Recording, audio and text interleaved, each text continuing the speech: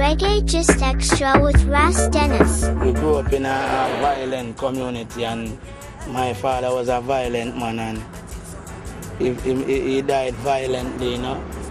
So my only option was to turn to the music. Turn to the music, he said, but unfortunately, Risto Benji did not keep his words to the very end. I'm in a favor stand up in front, no DJ anytime. Me Benji said that. Bad boy. Enough boy talk about badness and I'm a fool. Me, original junglist said that. Risto Benji rose to fame as a kiddie DJ with King Jammy in the late 80s and later had hits including Passport Buddy and Give Me the Money. Benji was granted the opportunity to tour off the success of Gimme the Money, but maintaining fame was difficult because he got caught up in a different kind of life outside of music. Sadly, Risto Benji was shot and killed on Monday night, May 16, 2011, at his home in Church Pen, St. Catherine. He had fallen on hard times in recent years. In 2009, he was arrested for attempted robbery, and just a few months earlier he was beaten by an angry mob after attempting to steal a motorcycle at a Kingston shopping center. Many had expressed that he had the potential to be an even greater artist and solidify a more legendary spot in dancehall's Hall of Fame. Many still play Gimme the Money today and remember the era of the former child star. This is the untold story of Michael Benjamin aka Risto Benji with Ras Dennis.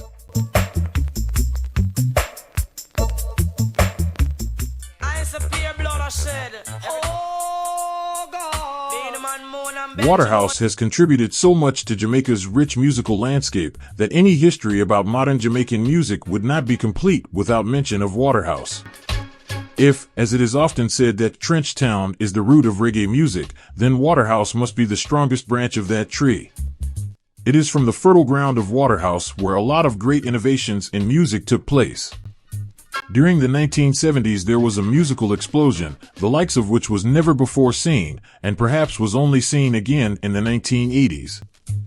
This explosion saw the emergence of a new innovation in Jamaica's musical landscape. A new genre came to prominence.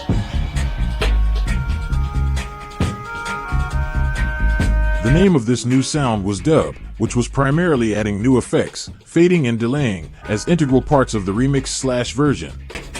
The architect that laid the foundation and set the ground rules of this latest experiment that was later popularized as dub music was King Tubby. Another high point of Waterhouse's contribution to the musical landscape that's worth highlighting is the rise to international prominence of the legendary group Black Uhuru.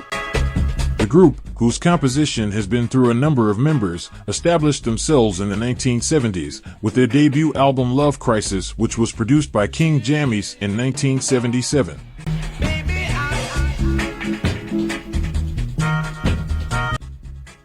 Lloyd James aka King Jammy would later help to pioneer another format that would be called dancehall.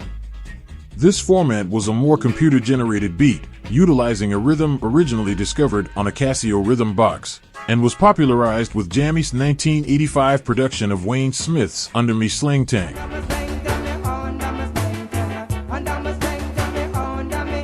A rhythm that was co-composed by Wayne Smith and musician Noel Davey on an inexpensive Casio keyboard and literally transformed the music scene in Jamaica, and ushering in yet another defining stage of the development of popular music that once again came out of Waterhouse community. The slinting rhythm, with its infectious beat, became one of the most predominant features of the dancehall format for the next decade. It ushered in a new set of rhythms and launched a new set of stars into orbit. Among them were Wayne Smith, Junior Reid, Half Pint, Admiral Bailey, Shabba Ranks, all homegrown talents from the wider community. It encouraged the birth of a new generation of both producers and sound system as well, and once again, it all started in Waterhouse.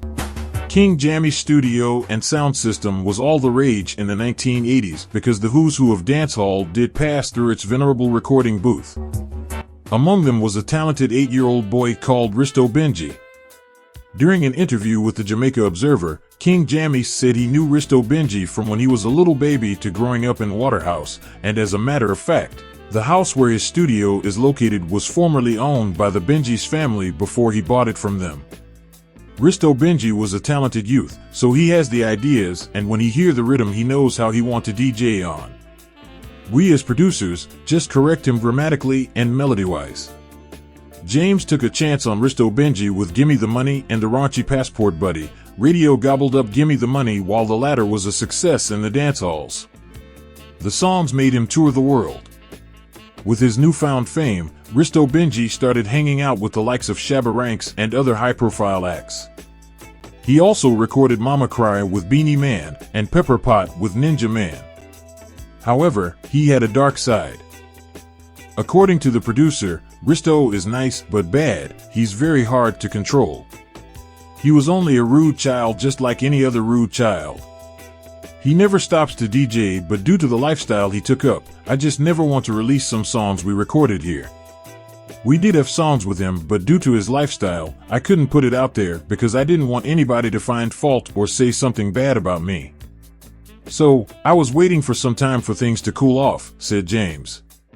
Risto Benji was shot and killed on May 16, 2011 in an area known as Vietnam in Church Pen, Old Harbor, St. Catherine. According to police reports, the 36-year-old artiste was sitting outside a house when a gunman walked up to him and opened fire, hitting him several times. He was rushed to hospital where he later died. Benji was one of 2 persons shot and killed in separate incidents in Old Harbor, St. Catherine that night. The killings occurred 10 minutes apart.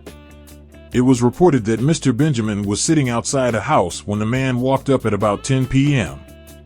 He opened fire, hitting Risto Benji several times. In the second incident, Kim R. Foster, a resident of a community called Africa, was walking when he was also shot by a gunman. In recent years, Benji had found himself facing the court on robbery and larceny charges. Up to the time of his death, he was facing the Spanish Town Resident Magistrate's Court in a case of robbery with aggravation. He was also facing the Corporate Area Resident Magistrate's Court on larceny of a motorcycle. He was also beaten by an angry mob in New Kingston after attempting to steal a bike. Thanks for watching, and do remember to subscribe, give it a like, and post a positive comment in the comment section below, and I'll see you again very soon for another crucial video. Many thanks for watching Reggae Just Extra with Ras Dennis.